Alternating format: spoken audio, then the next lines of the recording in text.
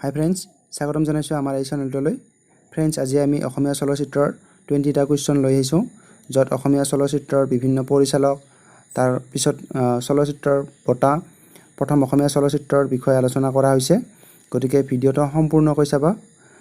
গতিকে পলম নকৰি ভিডিঅ'টো আৰম্ভ কৰোঁ, আহকচোন। নাম্বাৰ 1, প্ৰথম অসমীয়া অংকীয়া নাট কি? এনচাৰটো হ'ল চিহ্নযাত্ৰা। আৰু চিহ্নযাত্ৰা এই নাটকখন প্ৰথমে মহাপুৰুষ শংকৰদেৱে পাতিছিল। নেক্সট কুৱেশ্যন, নাম্বাৰ 2, প্ৰথম অসমীয়া চলচ্চিত্ৰ পৰিচালক কোন? এনচাৰ প্ৰমথেশ বৰুৱা। তেখেতে 1934 চনত বাংলা ছবি এখন পৰিচালনা কৰিছিল আৰু সেই ছবিখনৰ নাম আছিল দেৱদাস। নেক্সট কুৱেশ্যন, নাম্বাৰ 3, অসমীয়া চলচ্চিত্ৰৰ প্ৰথম পৰিচালক কোন? এনচাৰ জ্যোতিপ্ৰসাদ আগৰৱালা। নাম্বাৰ 4, প্ৰথম অসমীয়া চলচ্চিত্ৰ কি? এনচাৰ জয়মতী। আৰু জয়মতী 1935 চনৰ 10 মাৰ্চত কলিকতাৰ ৰাওনাক চিত্ৰগৃহত মুক্তি পাইছিল। নাম্বাৰ 5, বাংলা ছবিত অভিনয় কৰা প্ৰথম অসমীয়া শিল্পী কোন? ইয়াৰ এনচাৰটো হ'ল প্ৰমথেশ বৰুৱা। প্ৰমথেশ বৰুৱাই প্ৰথমে টাকাই কিনি গোলাম নামৰ বাংলা ছবিখনত অভিনয় কৰিছিল। নাম্বাৰ 6, প্ৰথম অসমীয়া পূৰ্ণদৈৰ্ঘ্যৰ হাস্যকৰ ছবি কি? এনচাৰ ইতহিত বহুত। আৰু এই ছবিখনৰ পৰিচালক আছিল ব্ৰজেন বৰুৱা। ছবিখনে 1963 চনত মুক্তি পাইছিল।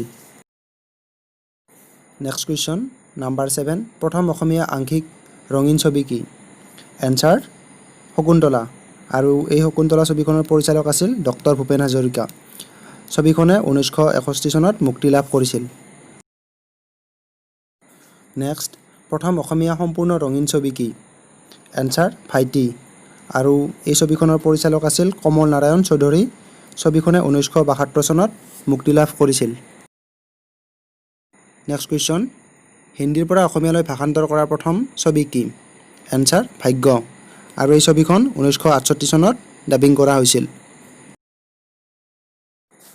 নেক্সট কুৱেশ্যন, নাম্বাৰ 10, ৰাষ্ট্ৰীয় সন্মান লাভ কৰা প্ৰথম অসমীয়া ছবি কি?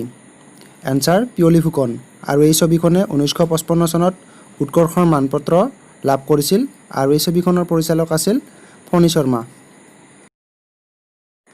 নেক্সট কুৱেশ্যন, মৰীচিকা ছবিখনৰ পৰিচালক কোন? ইয়াৰ এনচাৰটো হ'ল অমূল্য মান্না। মৰীচিকা হৈছে প্ৰথম প্ৰাপ্তবয়স্কৰ চাৰ্টিফিকেট পোৱা চলচ্চিত্ৰ। আৰু এই চলচ্চিত্ৰখন 1972 চনত মুক্তি পাইছিল। নেক্সট কুৱেশ্যন, নাম্বাৰ 12, দূৰদৰ্শনৰ জৰিয়তে সম্প্ৰচাৰিত হোৱা প্ৰথম অসমীয়া ছবি কি? এনচাৰটো হ'ল বৃষ্টি। আৰু বৃষ্টিৰ পৰিচালক আছিল জেউতি বৰুৱা। আৰু এই ছবিখন 1974 চনত মুক্তি লাভ কৰিছিল। নাম্বাৰ 13, স্বৰ্ণকমল বঁটা পোৱা প্ৰথম অসমীয়া চলচ্চিত্ৰ কি বা ছবি কি? ইয়াৰ এনচাৰটো হ'ল হালধীয়া চৰায়ে বাওধান খায়। ছবিখনৰ পৰিচালক হ'ল জাহ্নু বৰুৱা। আৰু ছবিখন 1987 চনত মুক্তি লাভ কৰিছিল। নেক্সট কুৱেশ্যন, নাম্বাৰ 14, প্ৰথম অসমীয়া শিশু চলচ্চিত্ৰ কি? ইয়াৰ এনচাৰটো হ'ল অবুজ বেদনা। আৰু ইয়াৰ পৰিচালক আছিল Gunasindhu Hazarika. Next question, number 15, চিকমিক বিজুলী ছবিখনৰ পৰিচালক কোন? Answer doctor Bhupen Hazarika. আৰু এই ছবিখন 1969 চনত মুক্তি লাভ কৰিছিল।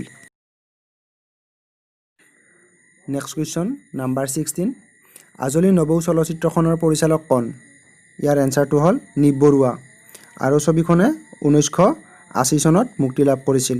আৰু এই ছবিখন হৈছে প্ৰথম ইষ্টমেন কালাৰৰ প্ৰথম অসমীয়া চলচ্চিত্ৰ। নাম্বাৰ 17, প্ৰথম অসমীয়া চিনেমাস্কপ চলচ্চিত্ৰ কি? এনচাৰটো হ'ল জীৱন সুৰভি। আৰু এই ছবিখনৰ পৰিচালক হৈছে নৰেশ কুমাৰ। ছবিখনে 1984 চনত মুক্তি লাভ কৰিছিল। নেক্সট কুৱেশ্যন, নাম্বাৰ 18, বড়ো ভাষাৰ প্ৰথম ছবি কি?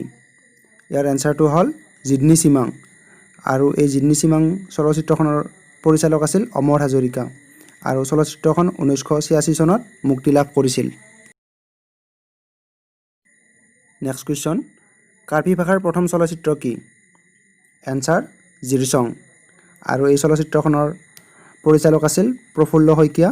ছবিখনে 1987 চনত মুক্তি লাভ কৰিছিল। Next question number 20 doctor Bezbaruah ছবিখনৰ পৰিচালক কোন? এনসাৰ হ'ল ব্ৰজেন বৰুৱা।